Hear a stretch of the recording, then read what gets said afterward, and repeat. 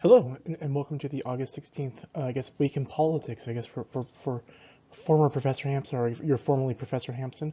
The quick note, next week I might not have one up because I'm having surgery on Wednesday.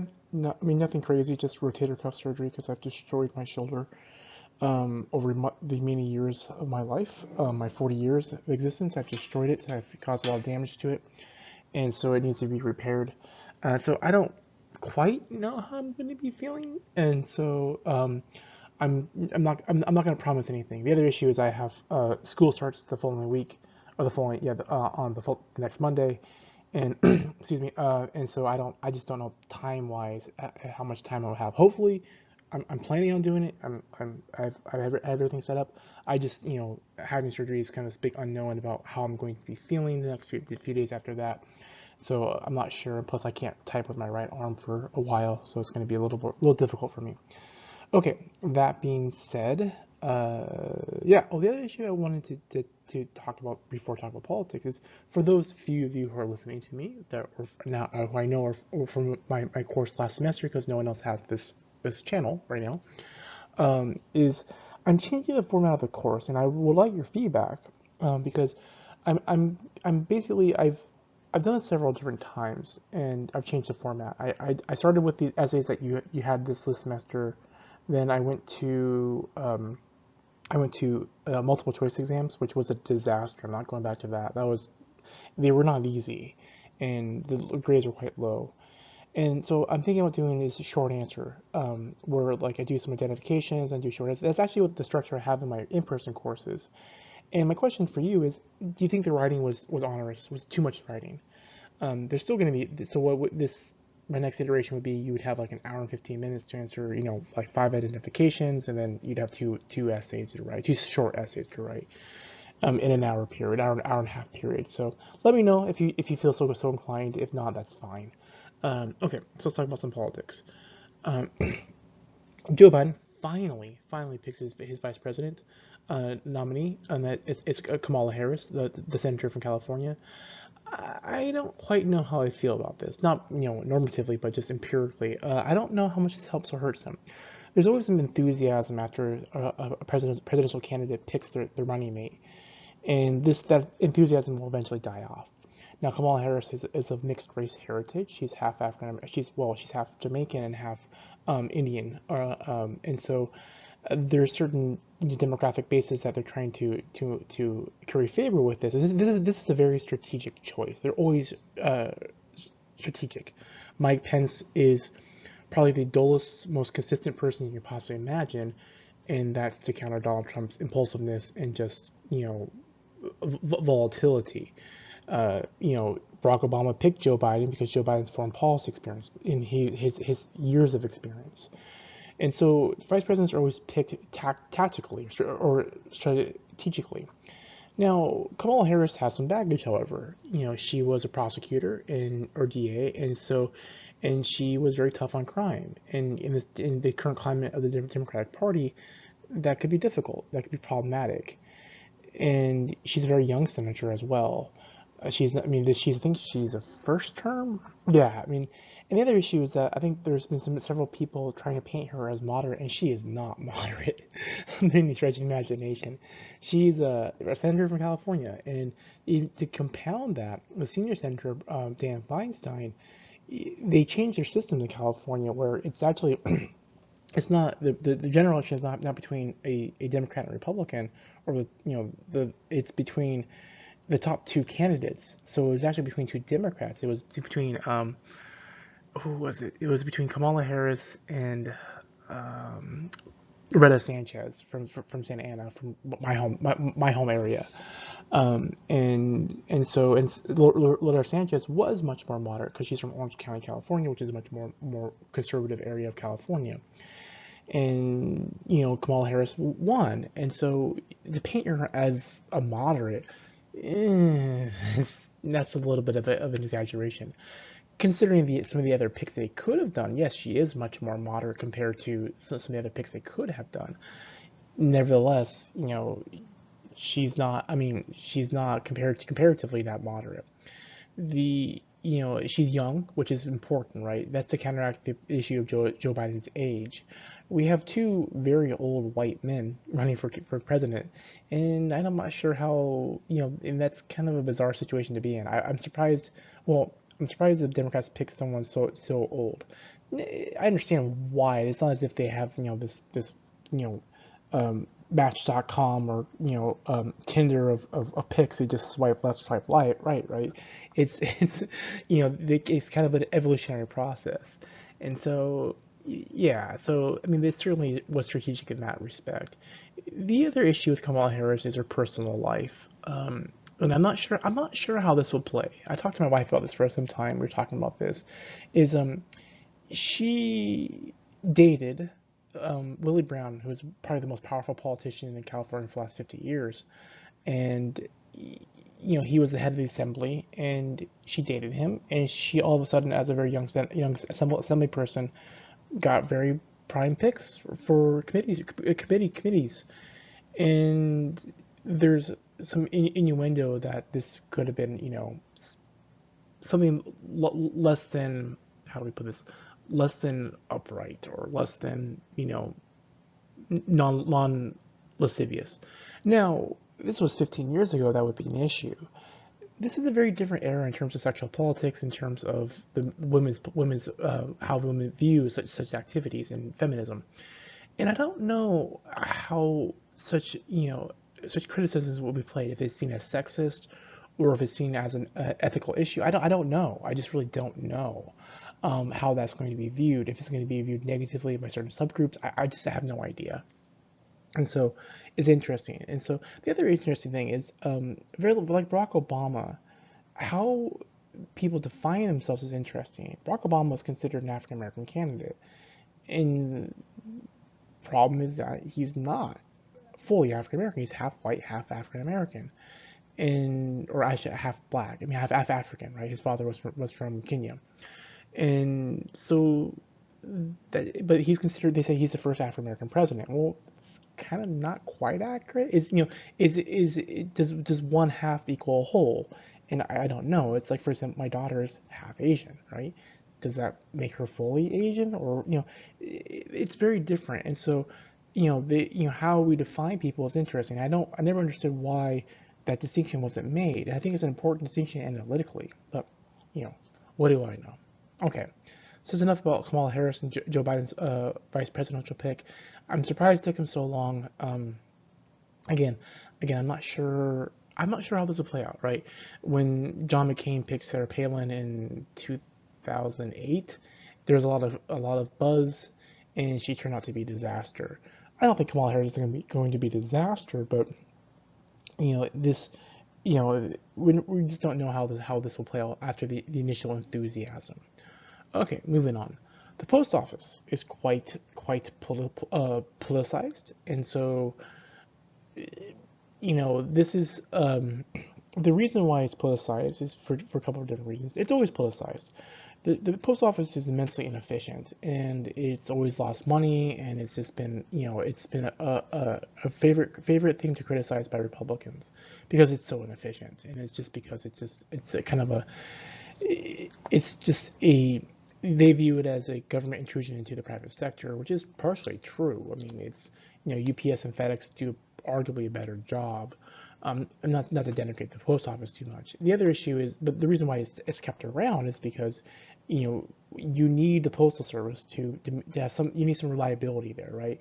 If FedEx or UPS were to go bankrupt, well, how would we transmit packages? How would we transmit commerce, letters, information, all those different things that we need, right? And so it's seen as a necessary government function. Now it's been politicized because the states have been moving towards mail-in ballots because of COVID-19.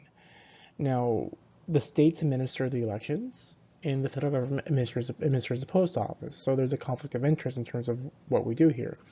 Now the post office, because it's so inefficient, Trump's favorite thing is to do is create inefficiency, or to cut back on government waste, and that's arguably what his postmaster general is doing. That's what he says. I'm trying to create a more streamlined system, a better system, one that's profitable. And that's a legitimate argument. To do so during a pandemic when we're probably going to have mass mail-in voting is probably not the best time to do that. Now, is this a conspiracy? I don't know. Democrats are pointing to the convenient timing, all of this. Donald Trump criticizing what's happening. As you've heard, of course, I tend not to like conspiracy theories, and I don't buy this as a conspiracy. I think it's a happenstance, or it's just the way just the way things have gone. I don't think there's the malign intent to diffuse to disrupt mail-in ballots, and so, but then again, if we don't have the infrastructure to get the ballots in on time and counted on time, that's a problem. You can disenfranchise people. And this is a sticking point for the next round of stimulus is, do we fund the post office? And this is further emboldened because Donald Trump has thrown some has doubts about how safe mail-in ballots are. They are safe. As I think I said last week, mass voter fraud is just not something that's happened. And I think if I actually went into great detail last week that they audit the rules, they do all these different things that would prevent this from happening. Now, they don't always do it before it happens, right? Because part of that is just availability of information, right? Do we have the information available to us right now? Because they have to cross that with a bunch of different databases, and it's a complicated system, and they're scrambling. Like, people's expectation is that government can act perfectly at all times. The problem is when we start working through a problem like this, say you're the Secretary of State of Nevada trying to figure this out. Okay, so you got to get all the mail ballots. You got to scramble to print all those things taken care of. Then you got to mail them all out. Are you going to take another step in that process to make sure they're correct right now? And that would delay things. So you have these very real practical problems. And so sometimes it's easier after the fact to say, hey, okay, well, we got all these ballots back. People should have been honest under penalty of prosecution. Let's check these rolls. And they do that. They absolutely do that. And so, just because there's ballots mailed out that are, to the wrong person or people who don't want to live here, doesn't mean that they don't go back and audit who actually voted. And again, like I pointed out before, the President Donald Trump had a whole commission about this, and he quietly got rid of that. He can investigate if he so desires, and he chooses not to. Okay. Moving on, the U.S. seized several Iranian oil tankers this week. So yeah, so we seized Iranian oil. We did so because there's an embargo against Venezuela, right? And these were against Iran, right? These were headed to Venezuela, which is not our friend either, right? And this was, these were Greek ships, and so they were in violation of the sanctions, and so we seized the cargo, and then we took the fuel, and we're going to sell that fuel. This is Trump's maximum pressure against Iran. Now, Trump doesn't like Iran. He says we didn't have a good deal with the nuclear deal we had, and he's partially right. Iran's not a good actor. And were they going to pursue a nuclear weapon regardless? Probably. But the nuclear deal under the Obama administration was going to delay that. I don't think the nuclear deal by the Obama administration was a bad deal, given that you have two options: either Iran pursues a nuclear weapon, and or you can negotiate them and delay it or make it a little more difficult for them. There's no perfect option. Trump thinks he can negotiate something where they absolutely do not pursue a nuclear weapon. I'm skeptical. So this is part of that pressure. Now, Iran is probably just hoping that they can wait the Trump administration out, and hopes in November that Joe Biden's president and they can renegotiate that nuclear deal. The Iranian economy is being hurt pretty severely, which is why there's incentive for them to smuggle oil. Okay, moving on. The Government Accountability Office really supports saying that Trump's usage of appointments is problematic. Right? Let me get the actual verbiage here.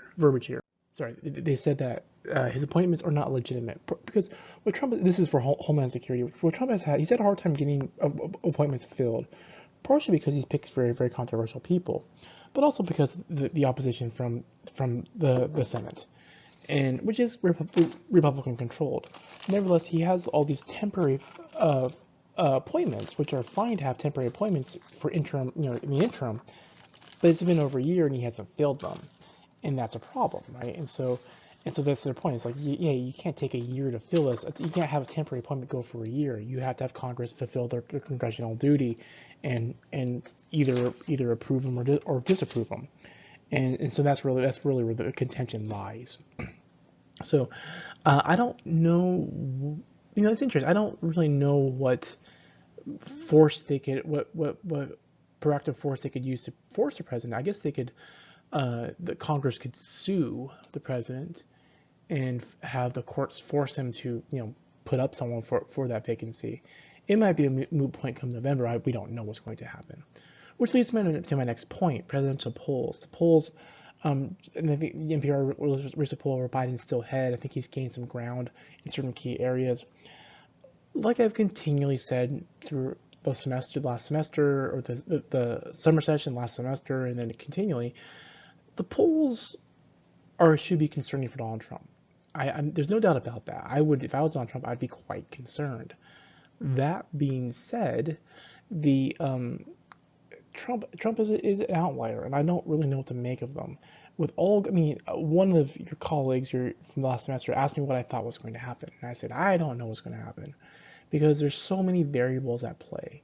I can make a guess, but it's really just a guess.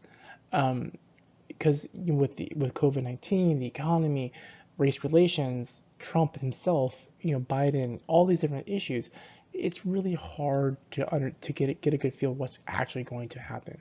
I don't know. And so the polls, while it should be very, very concerning for Donald Trump, right? I think they tell us something. I think they are as accurate as they can be. Conservative media likes to point out what's something called oversampling or adjustments, or I can't remember that term they use for it. Basically, you tend to oversample people, certain groups of people, because they traditionally are undersampled, right? And it's a way to create a representative sample. This has been going on for years. This is nothing new.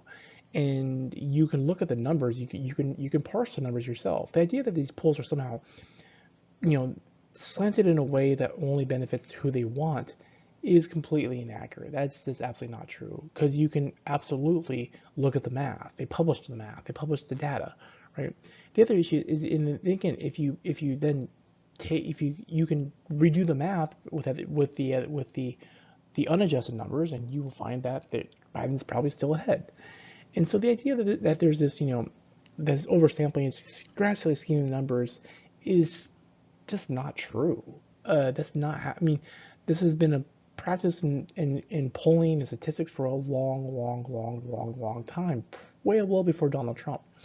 And what's happened was that the conservative media splashed onto this practice and said, "Oh, this is why this happens," and so we don't trust the numbers, right?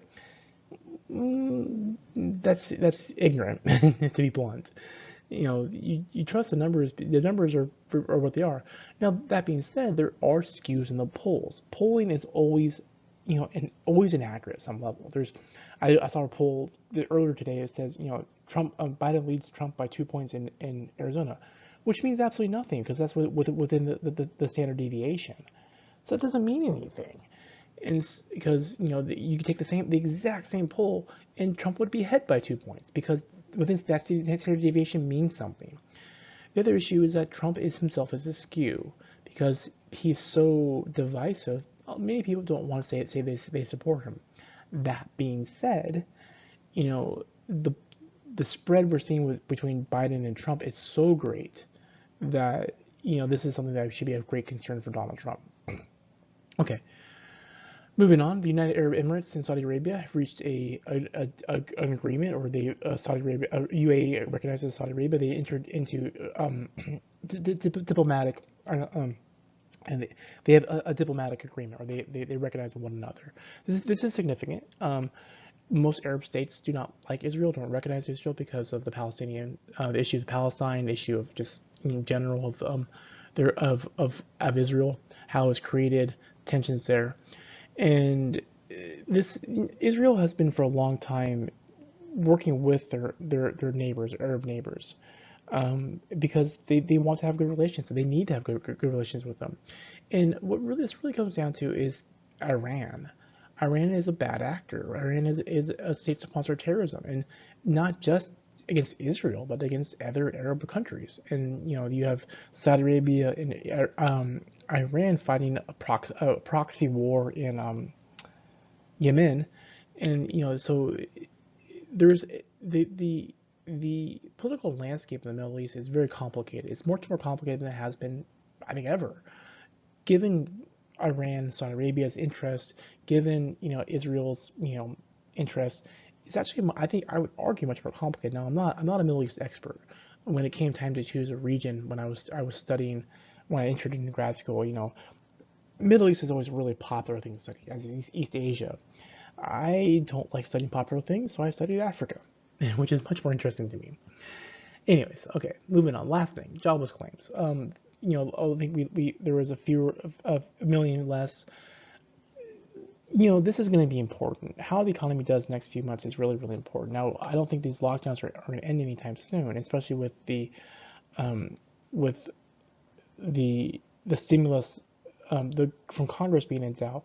This is going to be a problem, and if we see another spike in unemployment, it's going to be a very disaster to Donald Trump. If we can miraculously end COVID-19 and get the economy moving again, then that could work very well in Trump's favor. Again, this is a massive unknown, and the economy it's so complicated right now because of the stock market, the way it moves, and then just people in general, right? And so how do we, we're in an uncharted territory essentially, and I don't know how these numbers play into the politics of it. And again, we have a few million less, but there's still massive unemployment. Our economy is extremely decimated right now, and it's unsure how this is going to play out. Especially for an area like in Nevada, Southern Nevada, which is immensely dependent upon tourism, and you can't have tourism if there's people getting sick and dying. On that happy note, that's it for this week. Hopefully, I'll talk to you all next week when my shoulder will be in a sling, but hopefully I'll be cognizant enough and not on painkillers that I can do this. But if you have any questions, concerns, please post them in the comments. I'm happy to answer them, or email me. I'm happy to answer emails. Thank you very much. Talk to you all hopefully next week. Thank you.